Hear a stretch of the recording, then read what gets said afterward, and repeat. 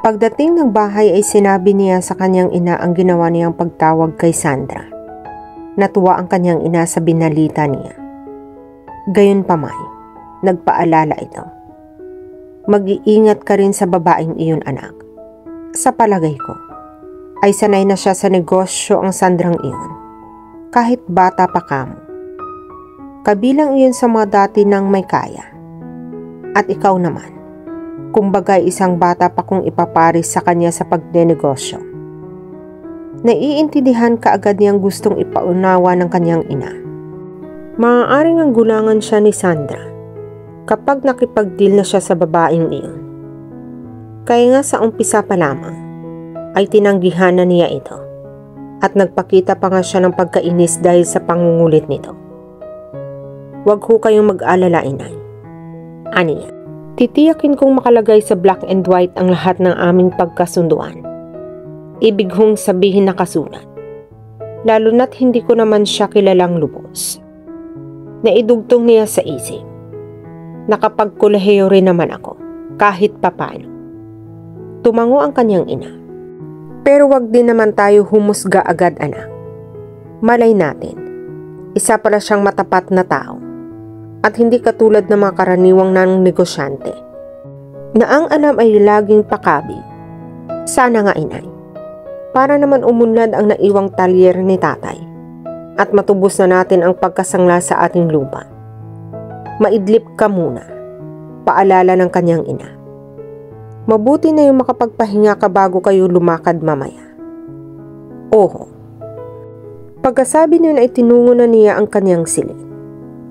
Dumating nga ng alas 6 ng hapon si Sandra. Ipinakilala ito ni Mike sa kanyang ina at sa dalawang kapatid. Napansin niyang panay ang tingin nito sa kanya habang nakaupo sa sofa. Nanibago marahil ang dalaga sa kanya sapagkat ngayon naka long sleeve shirt siya na nakaterno ng isa niyang dark gray slack pants. At gwapo siya sa kanyang aga mulak na estilo ng buhok. Sabi nga ng kapatid niyang si Gina, Kuya, dimple na lang ang kulang at agang-aga ka na talaga. Nakakagulat din naman para sa kanya ang tila transformation ng personalidad ni Sandra. Semi-backless ang suot nitong lavender colored dress. Nakahikaw ito ng dangling. Manipis ang makeup, ngunit lalong nagpalutang sa angkin nitong kagandahan. Para sila'y patungo sa isang romantic date, hindi sa isang lugar kung saan pure business ang kanilang pag-uusapan. Ganito ba talaga ang style ng isang professional businesswoman? Gumagamit ng charm para makuha ang gusto? Well, maya-maya baling niya rito. Shall we go? Yes, tango nito. Aalis na po kami, Aling Nadia. Paalam nito sa kanyang ina. Sige, Sandra. Anang ng kanyang ina. Sana'y maging mabuti ang kalabasan ng pag-uusap ninyo. Mag-iingat kayo. Huwag po kayong mag-alala. Himig pagbibirong sabi nito. Buong-buo ko pong ihahatid ang inyong anak mamaya. Inalalaya niya si Sandra sa braso hanggang sa paglabas ng kanilang gate. Paglapit nila sa kotse ng dalaga, ay agad nitong binuksan ang pinto para makasakay siya. Nakaramdam siya ng panlilig. Parang siya pa ang babae sa lagay nilang ito. At iyon ay dahil lamang wala siyang sariling sasakyan. Kahit bisikleta, gayong may talyer naman sila. Nakaupo na si Mike sa loob ng kotse. Nang matanaw niya si Rufa sa tindahan di kalayuan sa talyer.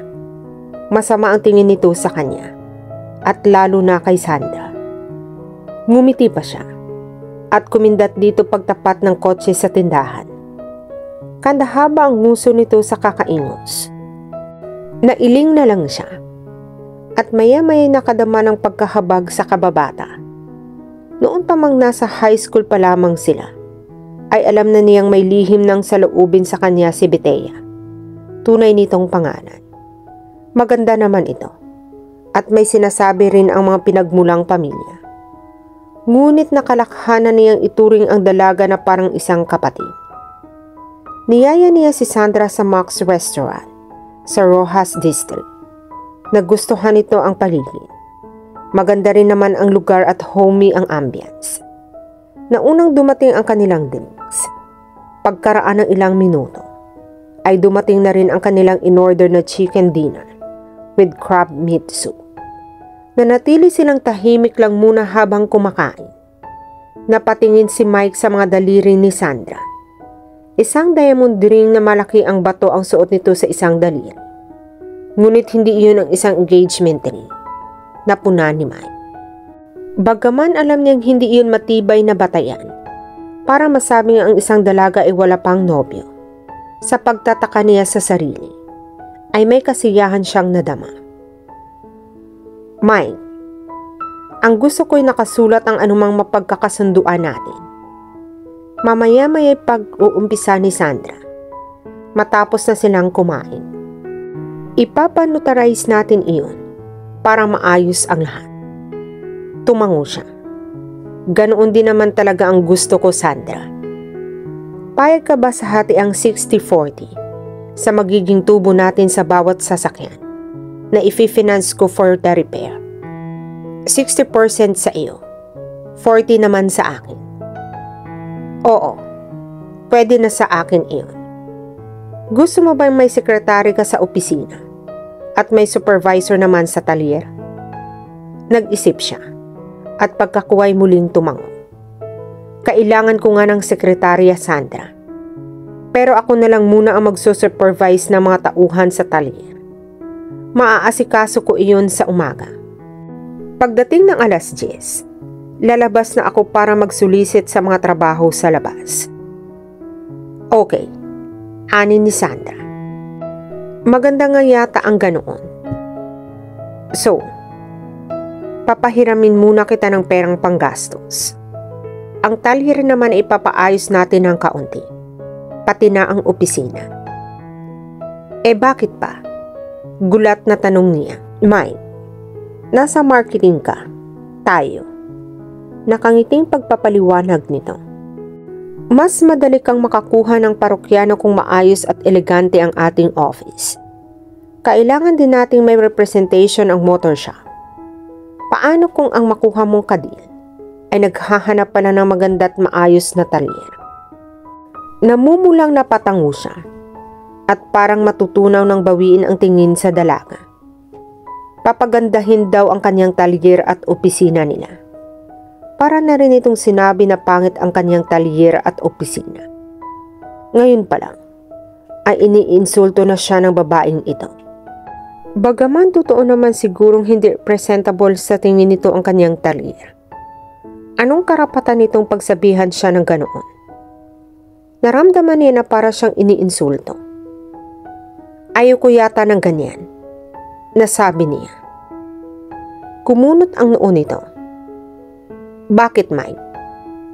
Naghahanap ako ng kasosyo. Matalim na tinging sabi niya. Hindi ang isang magdidikta sa akin kung ano ang aking gagawin. Natigilan ang dalaga. Parang napapahiyang medyo nagkibit ito ng balikat at tumingin sa sariling plato. I'm sorry, sabi nito. Pero ang ibig ko lang sabihin, sa isang mas presentable na opisina ay iyong makakuha ng mas maraming parokyano. I don't mean to offend you, but sinasabi mo lang ang katotohanan ganoon. Muli, nagkibit ito ng balikat. Ang lakas na mo namang makainsulto. Galit at nahahabag sa sariling napatitig siya sa dalaga. Nakikisosyo ka lang. Kung ganyan din lang ang hindi tayo magkasundo sa umpisa pa lang. Sabi nito lalo pang pumurman. Huwag na lang nating ituloy ang deal. Baka malugi lang tayo at parehong magsayang lang ng panahon. Nasukol siya ni Sandra.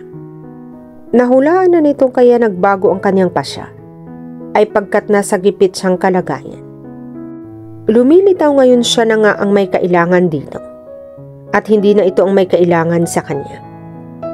Kaya ay parang nagdidikta na ng mga dapat niyang gawin. Okay, Sandra, payag na ako. Malungkot niyang sabi maya-maya. Sige, pahiramin mo ako ng puhunan para may sipaayos natin ng hindi presentableng opisina ng talyer. Idiniin niya ng mahimig na pang-insulto ang mga salitang hindi presentable. Ngunit ngumiti lang ito sa kanya. That's better. I know you are a very sensible man. Thank you, Miss Sandra. Pwedeng malaman kung bakit nagbago ng loob mo. Nais nitong malaman. Napag-isip-isip mo sigurong kailangan mo talaga ng financial assistance. Yes, aniya. Ang totoo kasi, isinangla pala ng itay ng 150,000 ang lupa ng tinitirika ng talyer. Hindi namin alam iyon. Nagulat na lang ako nang puntahan kami ng taga-bangko at bigyan na lang kami ng palugit na 2 buwan para matubos ang aming lote.